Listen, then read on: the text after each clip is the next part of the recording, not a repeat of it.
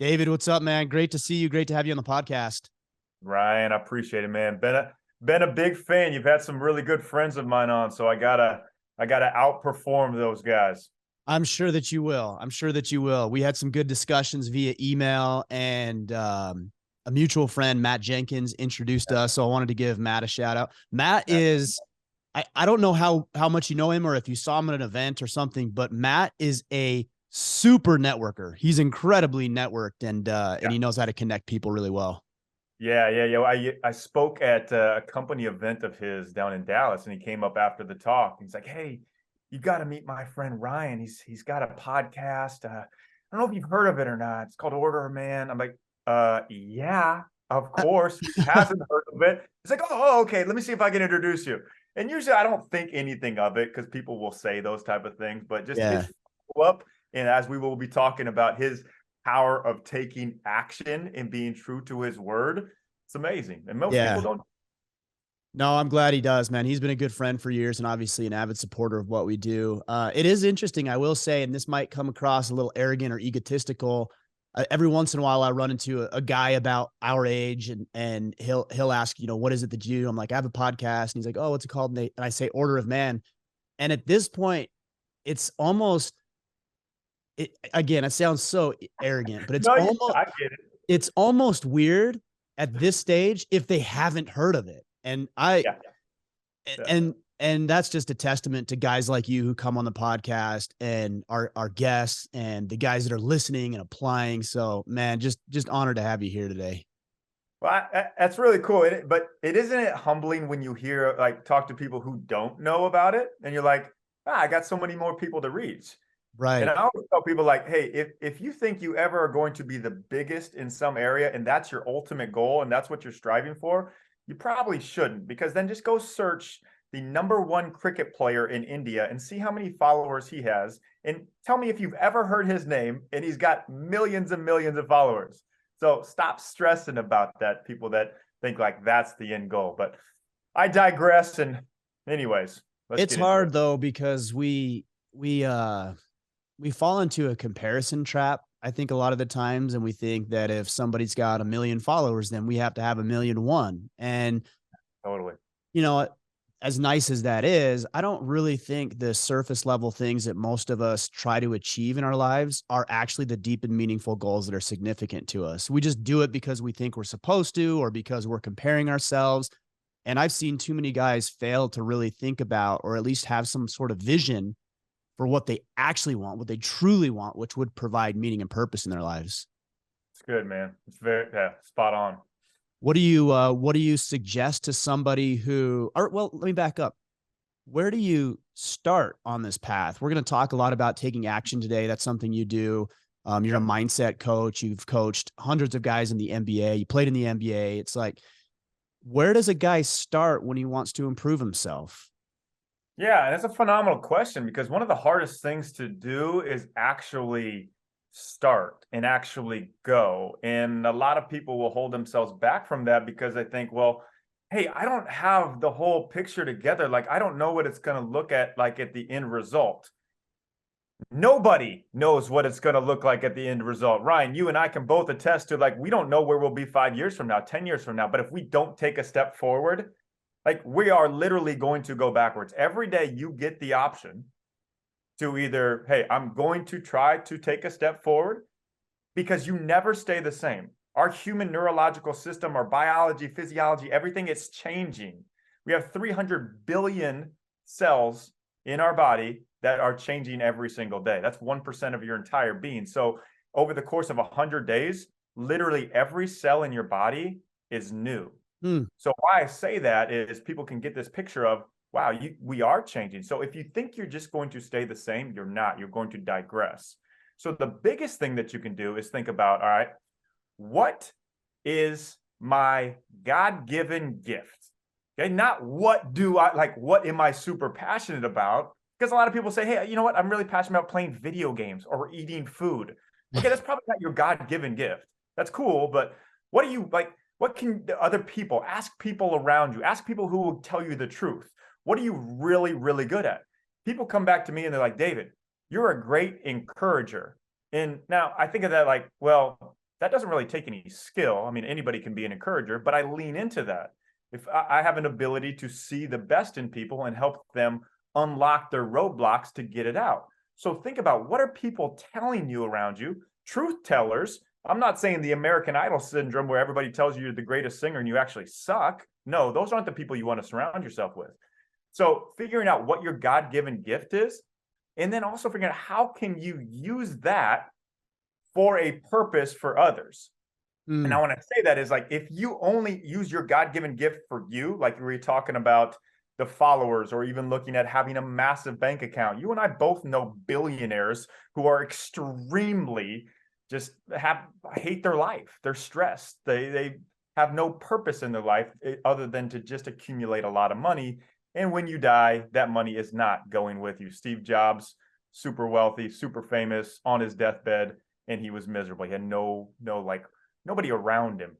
So figuring out what your God-given gift is, your skill, your ultimate skill, and then how can you put it in purpose for the benefit of others. So we could call this, I'm hesitant to call it passion. I like to call it just basically God-given skill with purpose equals mission.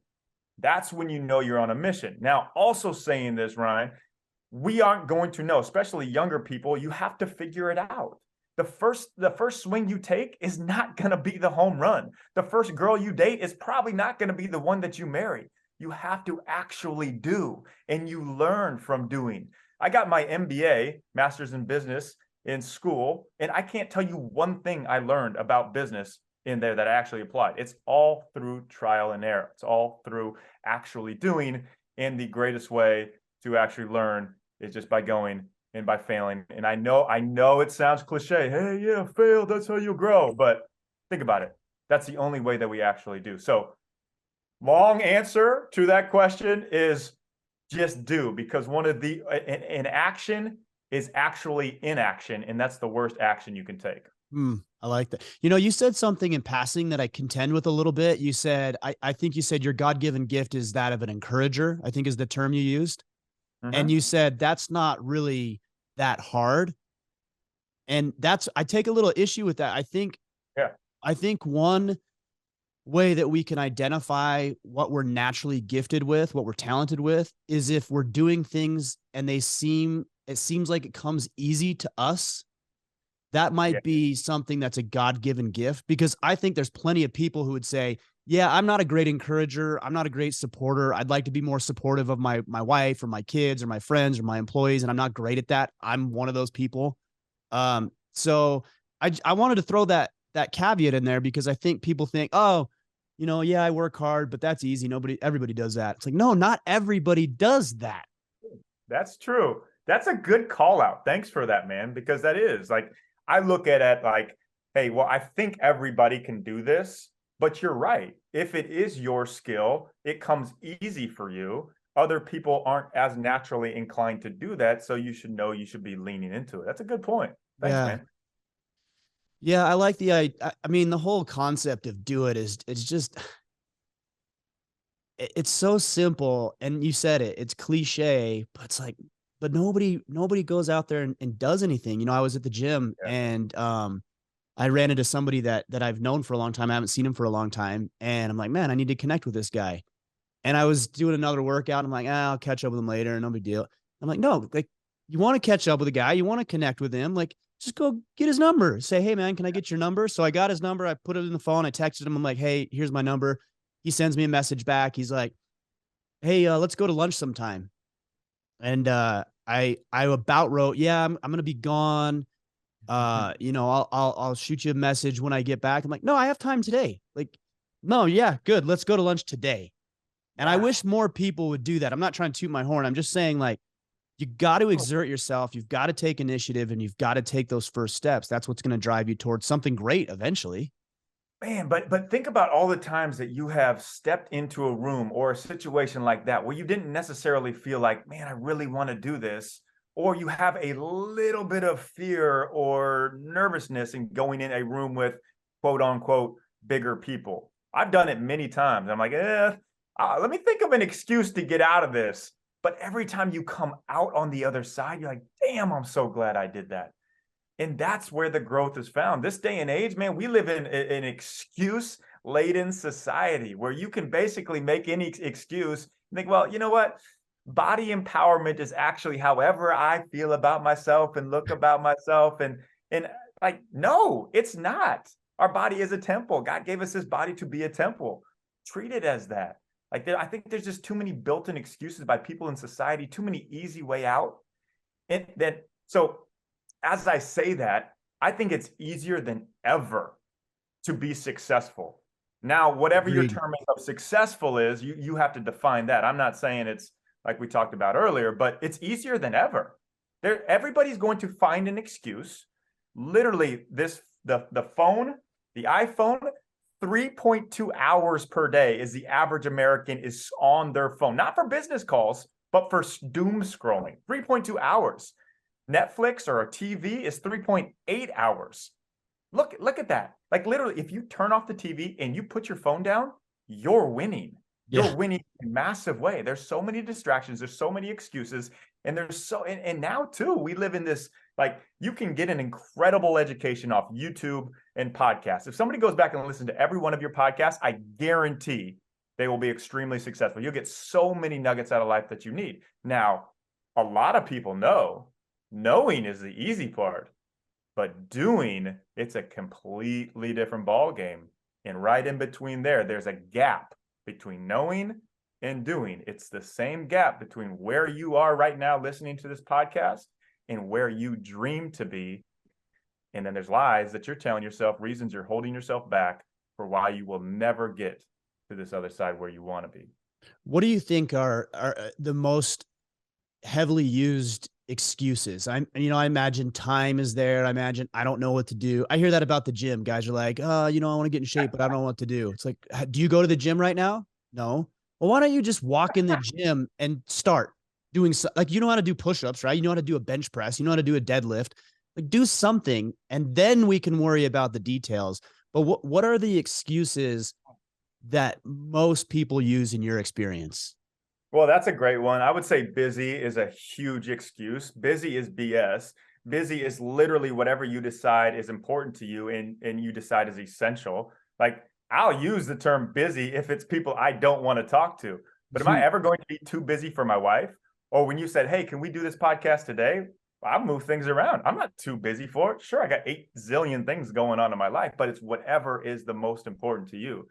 So busy is definitely one. Not knowing, quote unquote, air quotes, how to do it. I mean, like I said, like figure it out. You don't have to have it all together.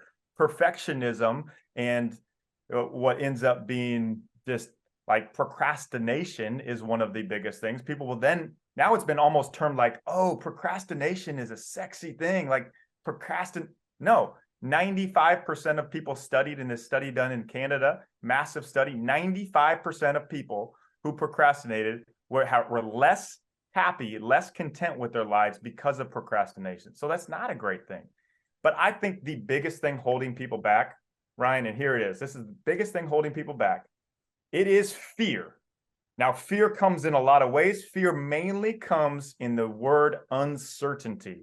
People are so afraid of the uncertain. If I told you, everybody listening, the day you are going to die, might sound morbid, but you would actually be more accepting of it. Now, we're all going to die. We don't know what day it is. But if you knew you were going to die 15 years from now, 5 years from now, you'd live your life differently. But since we don't, we live in the uncertain. We live in the, and it's hilarious to me and probably to you too, is like, what is society doing to us? They are literally creating fear based on uncertainty so that we live in a scarcity mindset and we follow every single order that they say, even though it's a bunch of BS. So we're basically sheep just walking around doing whatever they want us to do because of uncertainty. This recession that's supposed to happen that they've been talking about forever, like the people that thrive are the ones that look at this like, oh, everybody's going into a recession. No. This is an opportunity. Look up the companies that were started during a recession or a depression. It'll blow your mind because people see what others say, oh, scarcity, fear, uncertainty. No. It's an opportunity. Yeah.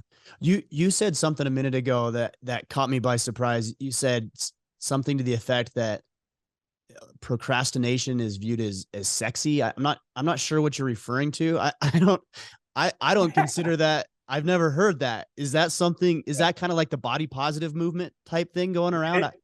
It is. There's books written on it. There's TED Talks given on it. Really? Like if you What? procrastinate, Yeah. the theory is if you procrastinate, your mind is going to work better at the end when the pressure is on. And that's when you're going to come up with your creative ideas because you've given your mind this time to work and to soak and to have, because there's hyper focus where you're laser focused in on something, and then there's scatter focus where you're doing multiple things. And that's kind of the procrastination.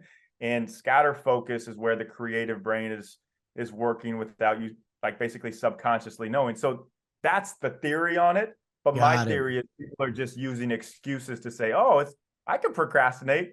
Yeah, but studies are going to show you're going to be miserable. You're going to be stressed to the max. What's the law? I don't know right offhand where it says that the work expands to the time allowed or something along those lines. So as you're saying that, I've never heard that before, so that's interesting. But as you're saying that, my reaction to that is, well, if you want to give yourself time to marinate and think, and then you can work really focused towards the end of your deadline, just move your deadline up.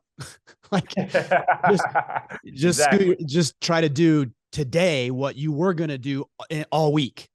And I think if you move the deadline up quicker, then you'll get that focus without the excuse of procrastination or the sexiness of procrastination. So strange.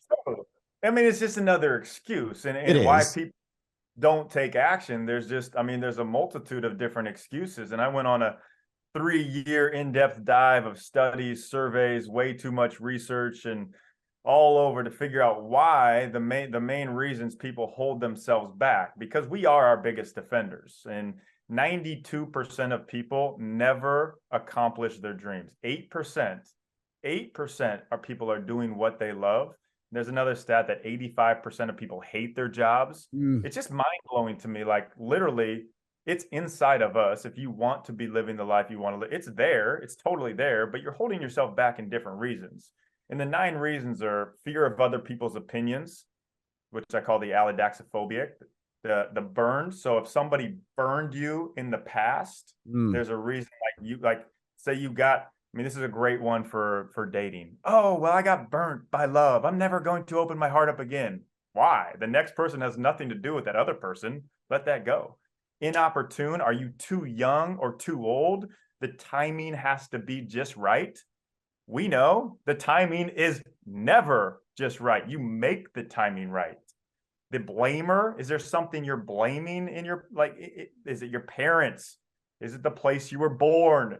Is it the status you were born? I was born in the middle of nowhere cornfields of Iowa.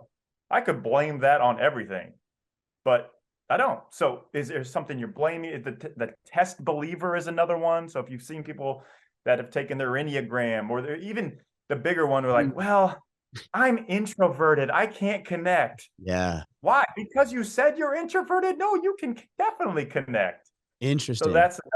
that's another big one. The perfectionists, like we're talking about, the scarcity mindset, and an interesting one that I found on the scarcity mindset. So this is basically like fearing the unknown, and you're just holding on to it. You're hoarding it. You're not taking a risk. You're not betting on yourself. This is one like where people say, well, I don't want to pay anything to be coached or to learn. Like, that could exponentially blow everything up for you. But scarcity mindset, if you're living in that mindset, it lowers your IQ by 14 points. Really? 14 points. That's what the study said with these. I'll have to get you the exact details on the link Yeah, of I'm the curious study, but about that. 14 points goes from being proficient to just below average. Or do you Just on think, so again, I don't know the study you're referring to. Is it a causation thing or a correlation thing? And what I mean by that, is it that people with lower IQs tend to have more scarcity, or is it the other way around? You know what I'm saying? that's yeah. So that's a really good point. I think it's probably give and take. I bet it's if I'll do some more in-depth dive on it for you and get you the exact study of it, but I'm sure it's probably a little bit of both. I mean, I People just who look are at it and think if you have a higher IQ, and I don't know. I mean, I'm just kind of from the hip here. It seems like if you're more intelligent, then you're going to actually look for opportunities, which I think is a sign of abundance as opposed to scarcity. Yeah, well, you just hit the nail on the head right there. Do you live in viewing things as abundance, or do you live in scarcity? You could even look at it like, well, there's 8 million podcasts. Why is my podcast going to be the biggest one? I've got to compete with everybody else. Or you look at it as like, well, there's 8 million podcasts. There's a lot of podcasts doing really well. That means there's a need for podcasts. It's all I call it the pie a la mode. Most people will see a pie 100%, and there's only a small amount of slice they have to elbow their way and box out and get that little slice. But not really. You can build this pie up. You can a la mode, put ice cream on top and grow it up. Like in this podcast world, there's a lot of opportunity. In the speaking world that I'm in, I'm not thinking like I have to elbow out Tony Robbins because there's only a certain amount of gigs. No, if a lot of people are speaking, that means there's a lot of need for it. So that's the scarcity mindset, that versus obviously there's a lot up to go around. Yeah. Well, plus there's only one you, right? So Tony Robbins is Tony Robbins, and yeah, he resonates with millions of people clearly, but there's a lot of people who don't resonate with him. And good point. That's an opportunity there for you, or the way that you say a certain thing. I had a guy on the podcast last week, Dwayne Noel. He shares a lot of timeless wisdom, things that I think most men would probably agree with. Most men have probably heard, but he's sharing it in such a unique and interesting and fascinating way. Jordan Peterson's a great example of that. He's not sharing anything new, and that's not to knock what he's doing. He's taking ancient, philosophers and scholars and repurposing their work to share a message in a unique way that resonates with people. So good. And it's so true. I mean, it's why Ryan Holiday was Stoicism. Like, right. Stoicism isn't what he created. He's just done such an in-depth dive on it that he has become basically the go-to guy for that. And I would attest to anybody who's looking to really stand out is to make a niche. Find something you love. Like, we're talking about, how do you take a step forward if you want to write a book or be a speaker or a podcaster? Become very niche in some subject that actually matters for people, and know that inside and out. James Clear on habits. James Clear literally studied habits and then wrote about habits for 8 years to build up a blog and a newsletter. Now he's the habits guy. Like, it's not like he wasn't born with it. Holiday wasn't born with Stoicism. If you weren't born with it, you develop it, and it takes time. And that, I think, too, is the greatest separator as well. As we were talking about, kind of full circle and back to I think it's easier than ever to be successful. Literally, I call it the don't give upness. If you have this don't give upness about you and you just keep going, it's not going to always be a straight line. The stock market goes up and down. Vegas, you go up and down, but it's progressing upwards. If you don't give up, you pivot along the path that you're on, you will be successful. It will take time. Nobody, as we know, has ever just had, sure, you can have sparks of fame or you can have sparks of success, but it's not long standing if you haven't done the work to build the roots to sustain anything and everything. Like, I give the example of my uncle's the head coach for the Toronto Raptors in the NBA. He won the NBA championship in his first year as a head coach. And everybody was like, oh, he got so lucky. Lightning struck in a bottle. No, he was a head coach for 27 years prior, right, coaching in D-League, coaching in the USBL, coaching in Brighton, England. I went over there and spent time with them. No one in Brighton, England even knows they play basketball. He was taping players' ankles and popping popcorn at halftime. Like, I kid you not. But the difference is he lived in the mentality of, I'm going to be an NBA coach someday. I don't know how long it's going to take to get there. I'm going to get there, and I'm not going to give up along the way. But when the times get hard, people want this instant success. They want instantly to get there, especially now if they look at, like, I'm sure you get this so much, right? They look at you like, oh, he's got a massive podcast. Yeah. Man, I want to start a podcast. Why don't I have 18,000 downloads? Like, what? How does he do that? And you want to say, dude, walk in my shoes for 20 years and then we'll talk. It's crazy. Yeah, it is funny because people, maybe this is the underestimator, which I think is another archetype you talk about. Right. But I've had people say things like, it'd be nice if I could just dink around on social media all day, as if that's my job. I'm like, yeah, do that and see how that pans out for you. Like, see if that's what it takes to run this successful podcast and movement. And then we can talk about it, but it's always Uh, funny to hear people from the outside. They look in, not just to me, but other people, whether it's athletes or anybody that has any level of success, and they think, oh, well, it's easy because this person's athletic, or it's easy because that person's connected, or it's easy because fill in the blank with whatever.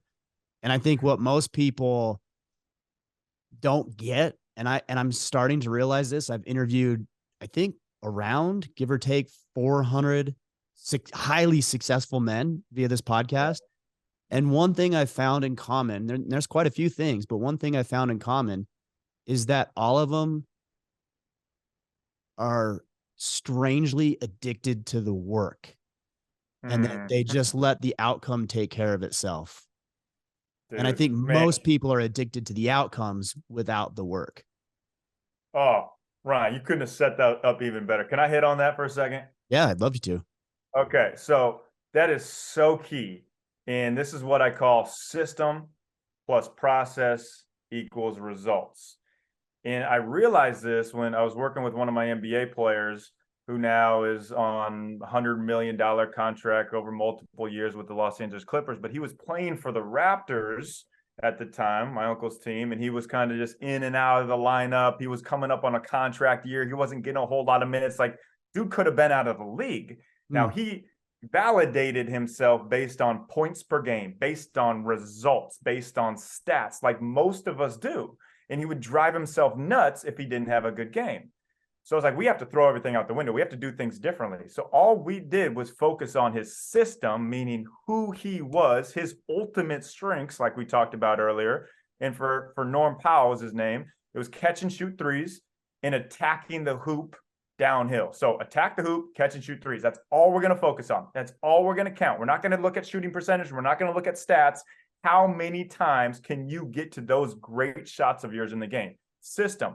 Process, meaning the work you're putting in, the daily habits to improve your catch and shoot threes. To watch film. Okay, where are players' angles at? How can we get the small slight advantage detail? Who are the best ever to do this? We're going to study them. How did they do it? Get to the rim.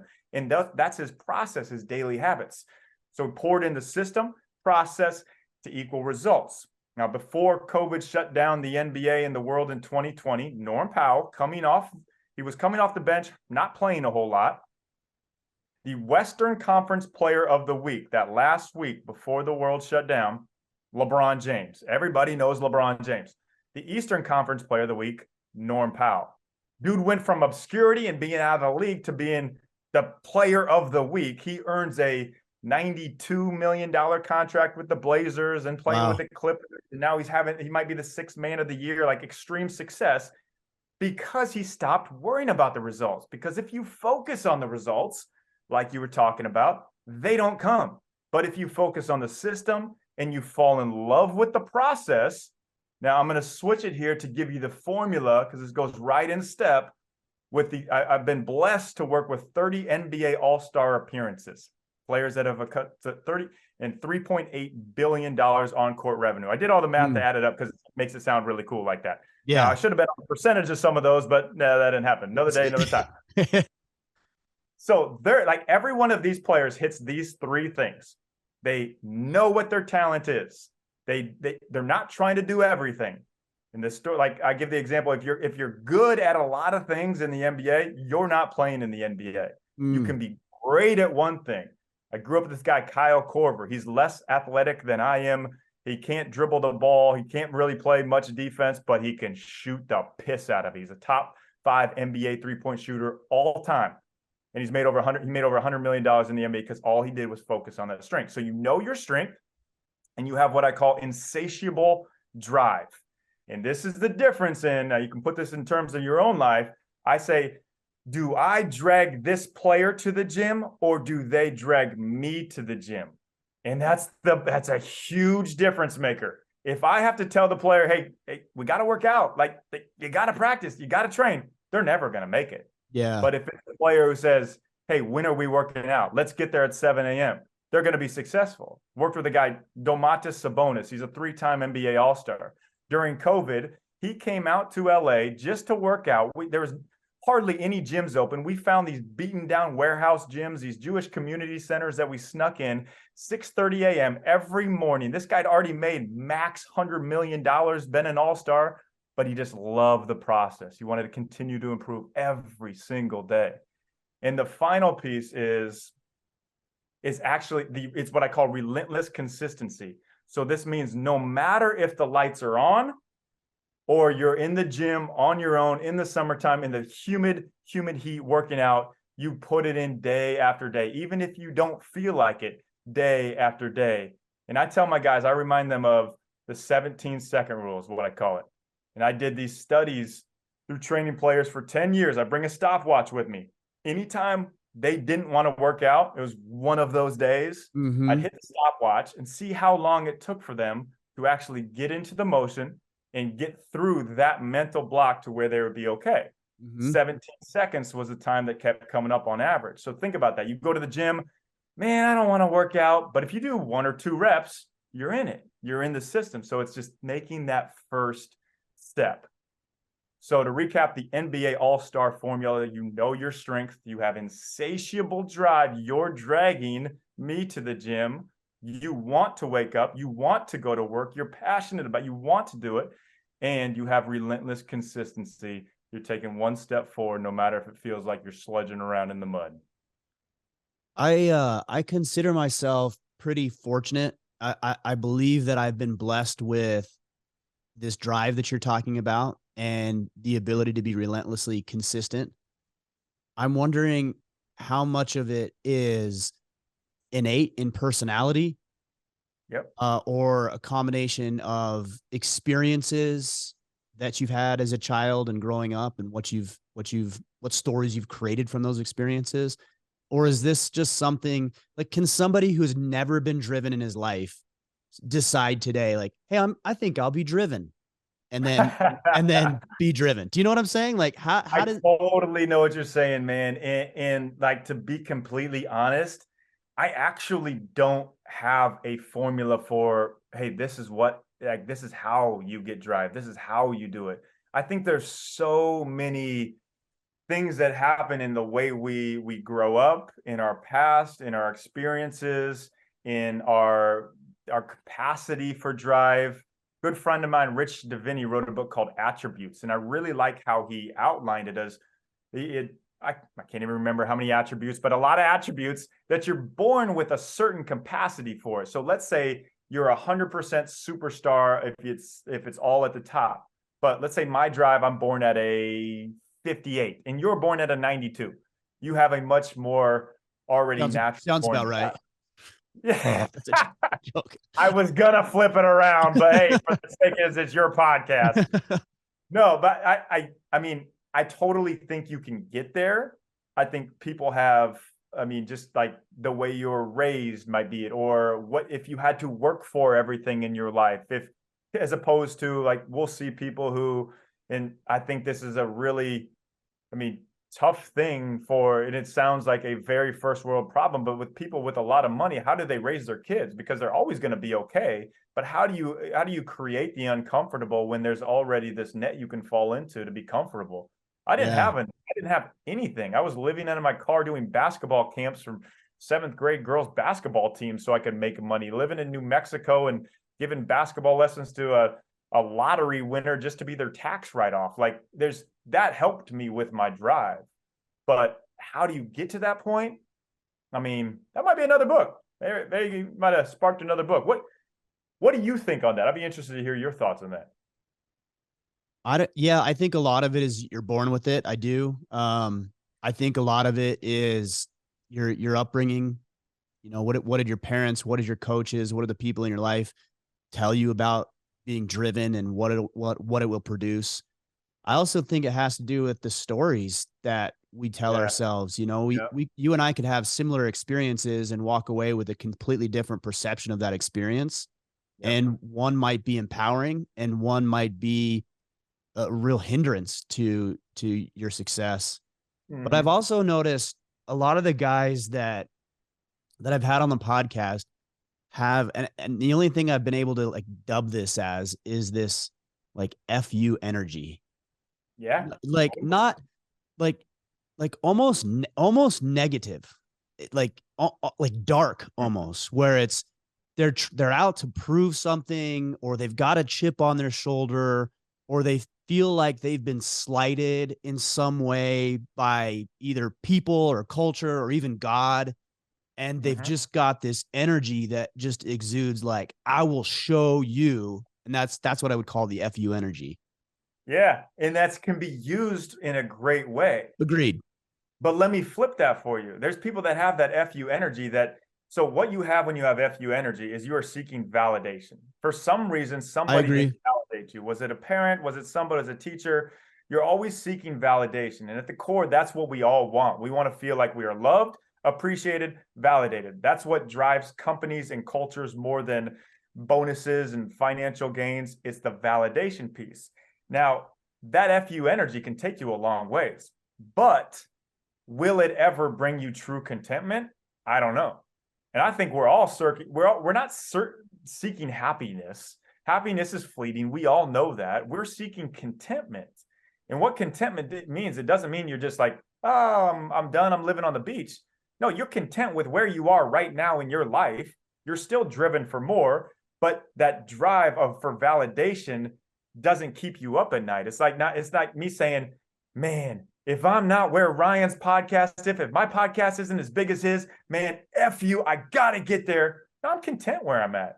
It's not close to where yours is, but I'm content with that. You know what I'm saying? Like, I Yeah, think I it's do.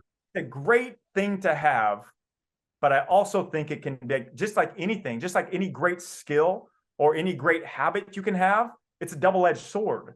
You can also die by the same strength that you have because you overdo it. Yeah, I agree. I mean, one of the questions I get all the time is that question of, how do you balance contentment, like you're saying, with ambition or desire? I don't Mm-hmm. know. I don't know. I don't think I've ever reached a point in my life, and even now, where I'm like, yeah, I'm good. but once again, if you get to that point where, yeah, I'm good, like now your drive for more is kind of it's gone. And Right. it's another cliche thing to say, like, hey, the joy is in the journey, blah blah blah. But it really is. Like, there's never a Ryan, I made it moment. It's over. I'm done. I'm packing it in. Like, I know for a fact, like, if I have a book that hits a New York Times bestseller #1, which I hope it does, I hope they do at some point, I'm not going to be done. It's not going to fill me. It's Right. like you hear stories of the Olympic gold medalists. Like, they're on top of the world, the best in their sport in the world. They're empty after that. No gold medals have been like, game over, complete. Well, Michael Phelps, he wins the most gold medals of anybody, and then he goes into depression. What should that show you? You will never be filled by the supposed mountaintop that you're searching for. Yeah, I'm kind of at a loss for words, because these kind of questions actually really cause me to think and ponder of where that line is, where it's okay to be content, or how to have content and also ambition. I think both can Yeah. exist harmoniously in a Yeah. way. Um, So let me jump in real quick on, like, that's really good. Like, we don't have the answers for these. Like, we're oh, not always saying right. like we have the answers. So anybody listening, this is something to really think about. Take some time and think about what that balance looks like to you. And not even a balance, but it's more of a weighted scale. And everything can be weighted on a scale. Like we're talking about of it's the contentment with the chip on the shoulder drive. Which side are you on? Which side are you progressing for? Same thing with it, and I think this is everything for individuals, for companies, for teams. This is the make or break. There's two sides of the spectrum. There's either ego, we'll say this is on the left side, ego, all about yourself, and there is full alignment. I say full alignment with God, full alignment with who you were created to be, or who your team was created to be. There's only two sides. That's it. There's nothing else. Every day you wake up and gravity, society is pulling you towards ego. Well, okay, it's got to be about you. Oh, get yours. Oh, do it your way. When in reality, if you are in full alignment, which comes into the, how am I serving the people around me? How am I serving my teammates? When I go to work, is it about me? Am I complaining about what's going on? Or am I looking to somebody else to see how I can serve that person? Mm. And that, are we all on the same path for a team? I've been around all the top NBA cultures. I coached with the Nets. The Miami Heat head coach is one of my best friends, and Celtics, Spurs, Warriors, you name it. Every team, when you have full alignment, or you're close to full alignment with the same mission, the same goal, and you're on the same page, all levels, GM, coaches, players, trainers, doesn't matter. That's the cultures that are the best. It sounds easy, but man, is it freaking difficult, because natural inclination is ego. What is in it for me? So I'm glad you're bringing this up, because we're actually talking about ego in our brotherhood, the Iron Council. Destroying the ego is the title of our monthly topic, and there's been some debate about when ego is good and can serve us, and I can see it. I think, for example, I've had so many incredible people on the podcast, guys. Matthew McConaughey has been on. Tim Tebow, I think, is a mutual friend of ours. Terry Crews, David Goggins. Like, I've had incredible people on, and I deserve to be in the conversation with those guys. And on one hand, I feel like I don't deserve it. And then on the other hand, I'm like, no, I do deserve that. And is that ego? And is that what's driving me to do bigger things than maybe I would otherwise do? Yeah, no. So good point. Now, I don't think that is ego, as more of a self-belief. And I think that self-belief is totally needed. And like, so look at it from an outside perspective. If you look at it from my perspective, and I see those names, and then I see your name, it makes total sense. Like, I would totally put you in with those guys. Now, am I good enough? Like, do I deserve to be in that? And that happens to everybody. I'm sure Tim Tebow feels the same way. I'm sure Goggins feels the same way. And that's the encouraging thing. Because when we walk into these rooms, and you created that room right there, understanding that everybody in that room is feeling some kind of doubt in themselves. Not like, people might put on a front, they might put on a face, but even you admitting that, like, dude, you're the manliest man. Your podcast is the order, man. Like, I don't know about that, but exactly. But it's so good for people to hear that, so they understand, like, it's okay to feel that way. And one reason that I've been able to connect with NBA players and for them to trust me is because I look at them as human beings who have issues, who have struggles. I don't look at them as superheroes who are untouchable and I just want to get a selfie with them. And people relate to that. Like, you step into those rooms, like with Tebow or Goggins, and you're not fanboying them. You're one in them. You're in that brotherhood with them. And I think that, like, you being able to be open and admitting that, like, is going to help a lot of people. Have you always had this, because you've mentioned God a couple of times, is as being in alignment with God, and this is our God-given gifts. Is this something that you've always had in your life? Is this relatively new developments? What does your faith journey look like?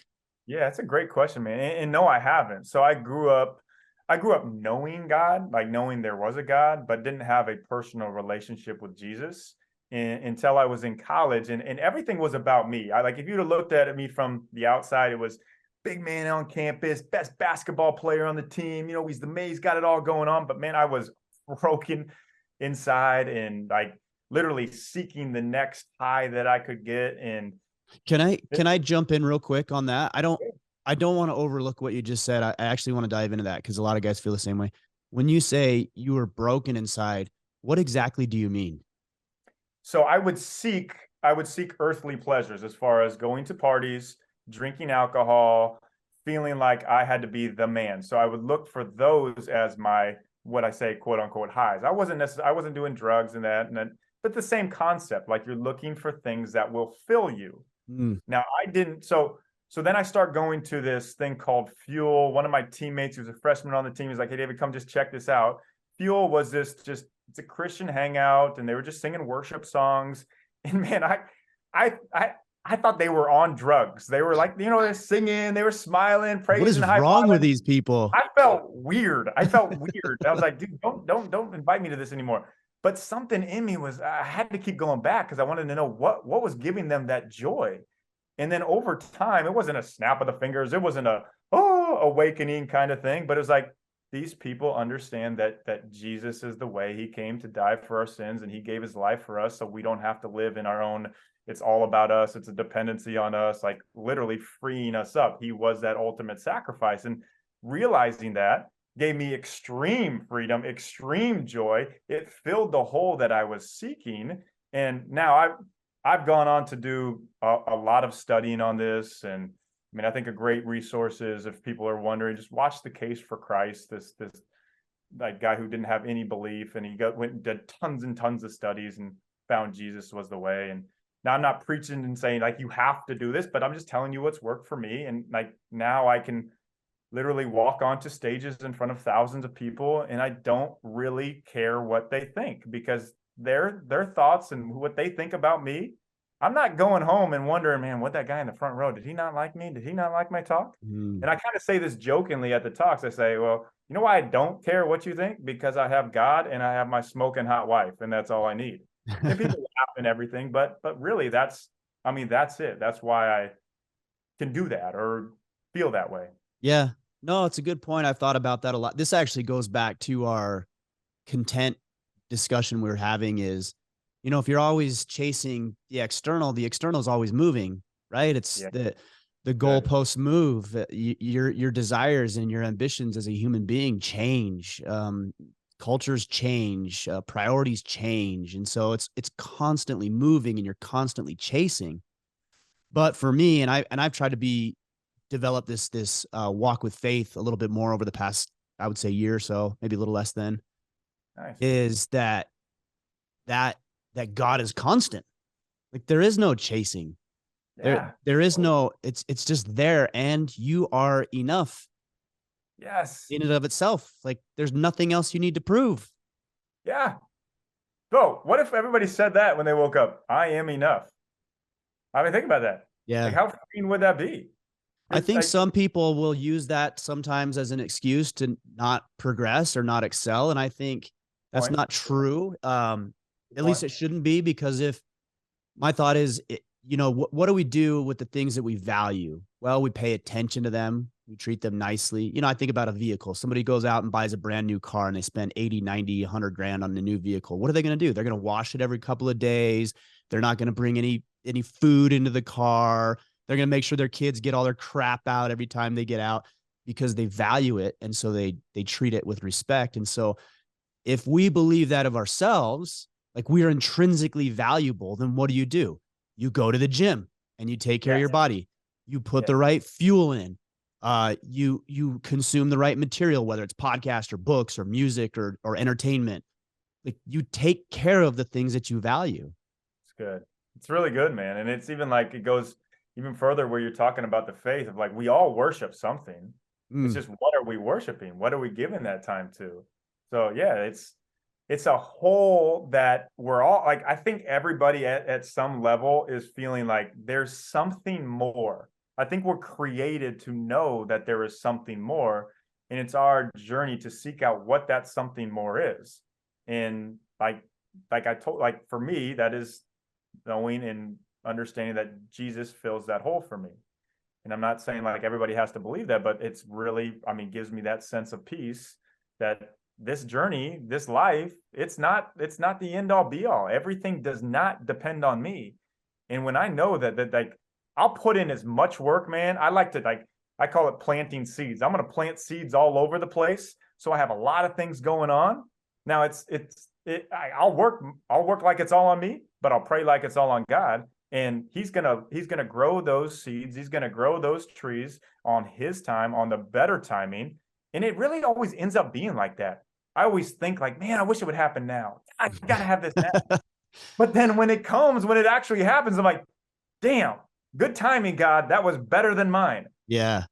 But it's still a battle. Like, I'm not saying like I wake up like, oh, yes, I know, I'm very content. No, it's a constant struggle with ego. It's a constant struggle with wanting things now. It's a constant struggle with like literally trying to just push myself away and bring more of God in. And on the days that I do that, I have much better days. And the days when it's all dependent on me and I feel like, man, I got to do this. It's oh man, then I'm stressed. And I tell people, I ask them, when did something great happen when you were extremely hurried and extremely stressed and burnt out with no margin in your life? Yeah, never. Yeah. So I want to shift gears a little bit and talk about, I don't even know what to call it necessarily, but maybe we were talking about negative energy or dark energy or dark fuel, maybe I guess you could say. Is sometimes I think, when I'm doing something I know I should be doing that even I don't want to do, I'm trying to wrestle with this in my head, like go to the gym, for example. And one Mm-hmm. thing I've caught myself saying is, and I actually take pride in, is nobody else is here. Like I actually love going to the gym Yeah. when no one else is there, because I'm like, look, nobody else is willing to do what I'm doing right now. Dude, And that bingo. that drives for me. Is there value in using some of that maybe negative or darker fuel versus positive encouragement? I don't know what that looks like. Oh, heck yes, man. Absolutely. Like that right there. I mean, think about it. Like I always tell myself, I'm different. And that's a good thing. Like Mm. I'm not everybody. If you look at everybody and just like if you look at the masses are literally the asses. I always say whatever everybody's going, if the news is saying this, if everybody's going this way, you should take a dead sprint the opposite way, because that's the way that it's going to be right. And now it's finally coming out in things and like seeing how everything has agenda driven to it. Or I mean, even looking at like the cornflakes or Fruit Loops study versus ground beef, like it's just laughable. Yeah, So right. to your point of like, yeah, that kind of energy is great because it's a separator. Like I tell people, another way to be always successful is do the things, embrace doing the things that other people don't love to do, and you'll always be successful. You're taking votes daily for yourself by going to the gym. You're different. So when shit hits the fan, you get through it. Most people crumble. So I think there's an absolute positive to that negative energy, to that fuel. And I also think it's very healthy to, like, even when you're having these negative feelings, these negative thoughts, to embrace them, to actually, like, literally understand that they are there. The worst thing people can do, and this, ironically, I did a TED talk on this, why negative thoughts are a good thing. Because the reason that people are so strung out is because they try to suppress negative thoughts. And anytime you suppress something, you're pressing it down, but it's just building up and it ends up exploding. Mm-hmm. So understand the negative thoughts are there. They're going to happen. They're totally cool. They're totally natural. It happens. You don't have to put on this face and this front that everything is positive. Oh, if I just meditate for an hour and I think positive thoughts, oh, I'll speak it into existence. Hell no. We all have negative thoughts. Like even you saying, hey, man, I feel a little bit like I don't belong in these rooms that I go into. That's awesome. That's embracing that there is these doubting thoughts, these negative thoughts. You have to let them out. And once you're able to let out the negative, understand that they are there, that's the way that you can then add on the positive. But you can't clean. It's kind of like, and I'm just thinking of this analogy on the top of my head right now, but I think it works really well, like a zit.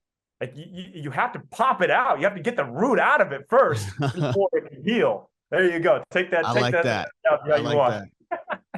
that. I thought about this with even, the commonly held belief is that men are supposed to suppress their emotions and we're not supposed to be emotional. And what I would suggest is that the guys who are trying to suppress their emotions are the most emotionally volatile ones out there, because Yeah. they're not even aware of what's happening. It's like a tool that's being wielded in the background and you don't even know what's going on or when it's going to be used or how it's going to manifest itself.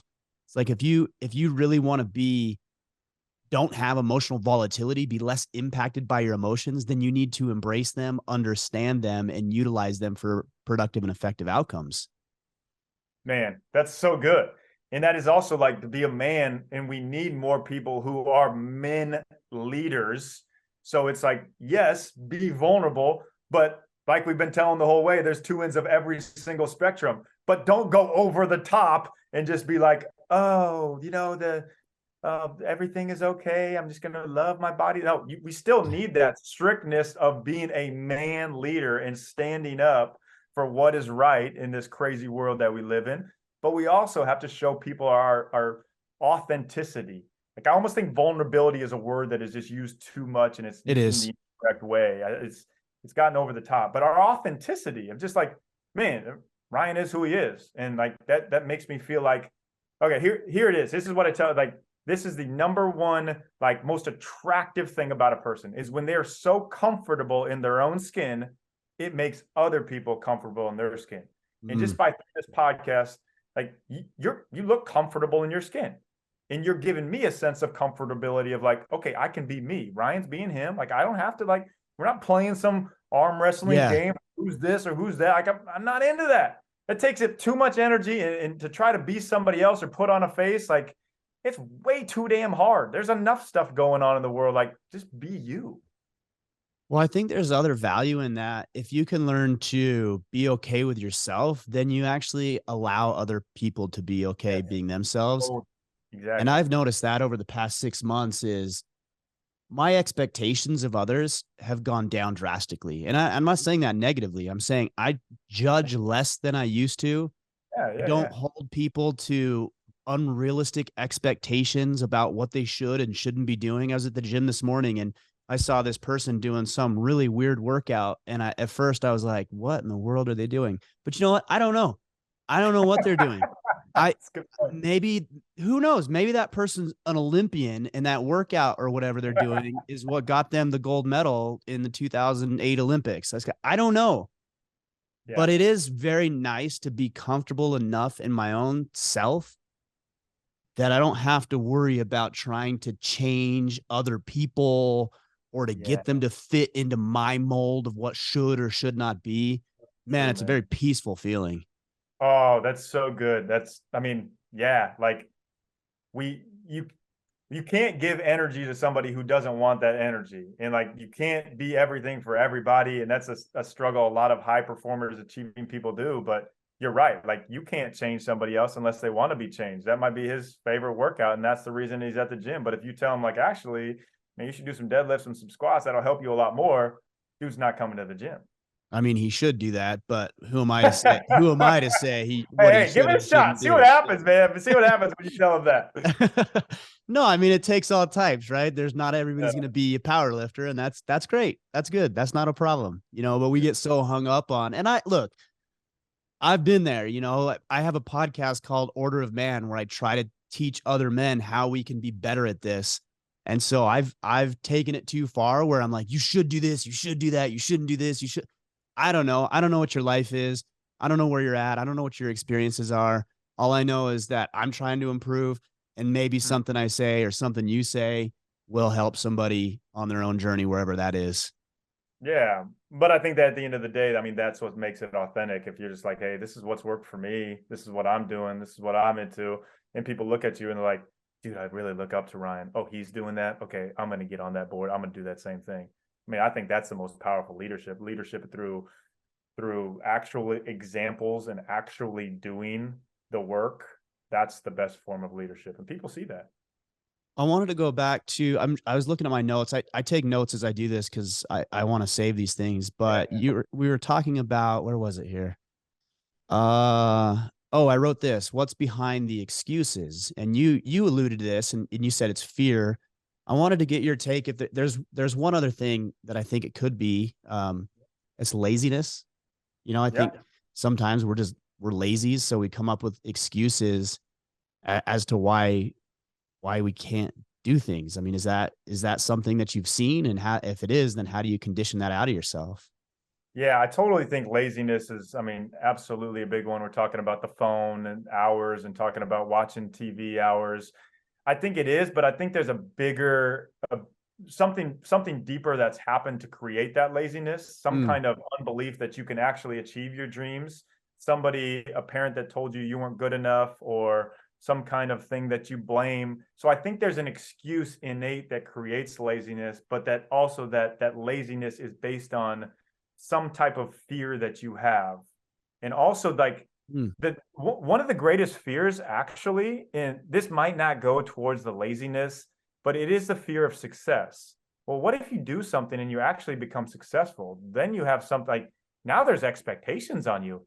Now mm. there's a weight on your shoulders. it's much easier to not have any expectations. It's much easier to just float through and cruise through life. And society's made it very easy to do that nowadays, that people can actually get by doing that. So yes, I think laziness is absolutely an issue. And I think laziness still goes in hand with complacency. And I think complacency is one of the hardest things for companies to take it to the next level. How do you motivate people that really aren't motivated? Like, can you actually spark intrinsic motivation? I mean, you could continue to dangle extrinsic things like you're giving a dog a treat, but when does that run out? Like, can you actually spark that internal motivation that out of the laziness? And I think there's something in the past that you have to unlock before they can become driven in that. And there's a thing called traumatic age regression, meaning there's something in your past that happened where you're frozen in that time. Traumatic age what'd you say? Regression. Traumatic age regression. There's something in your past that keeps you frozen in that time. And until you address that, until you become aware of that, until you work through that, you're not able to go past that.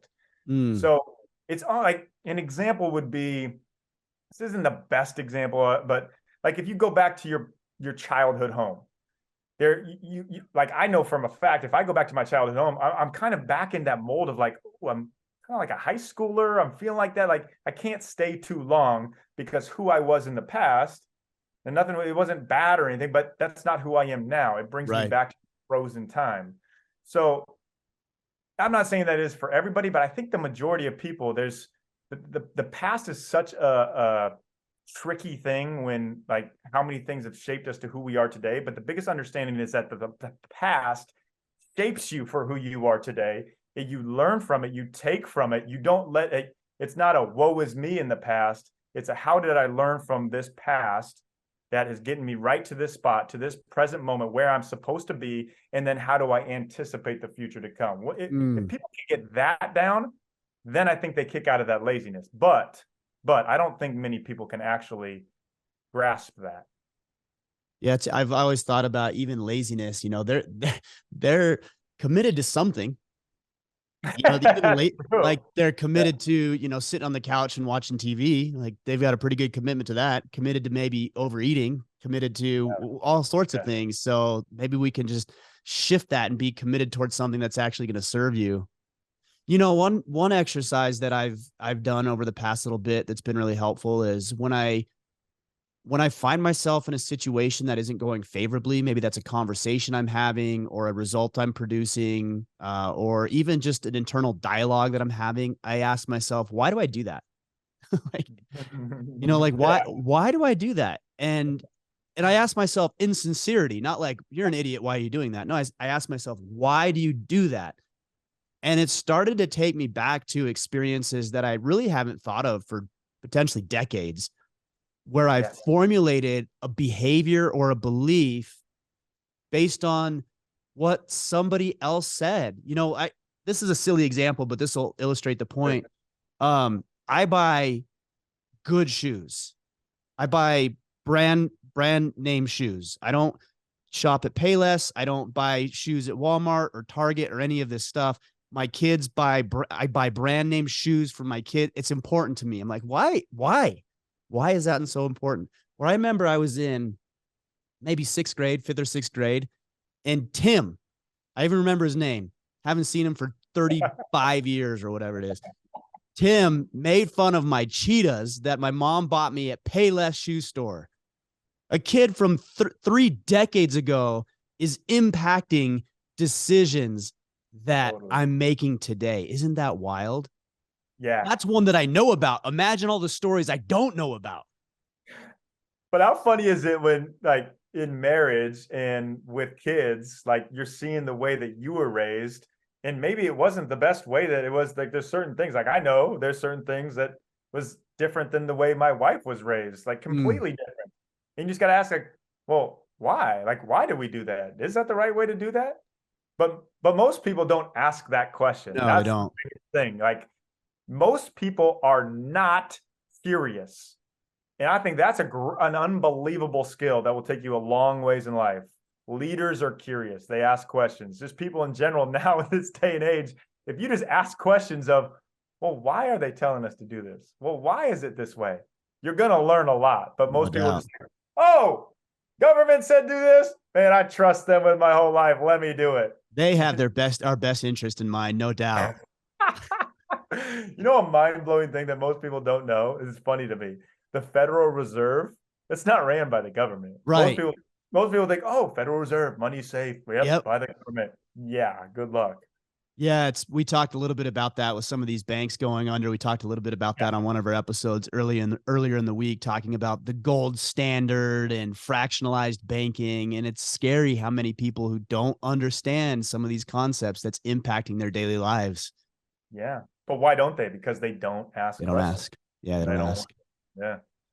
Well, David, this has been fascinating, man. I really appreciate the conversation. I know everybody's going to be excited about the information you're sharing, obviously, in your new book. And you have a couple other books that are behind you there, Pivot and Go and Breakthrough. Let the guys know where to connect with you, learn more about what you're doing, and then pick up a copy of the book. Yeah, totally. davidnurse.com website, everything's there. Social media, David Nurse NBA. Yeah, the books, anywhere books are sold. Come out here to Los Angeles and go to Air One and eat way too expensive hot bar food. We can kick it out here. Awesome. Yeah, easy to connect with. We'll sync it all up. Thank you for having me on, man. I love your show. I love what you're doing for men and for leaders. So, dude, it's an honor, and I appreciate all you're doing. Right on, brother. Let's stay connected. Totally.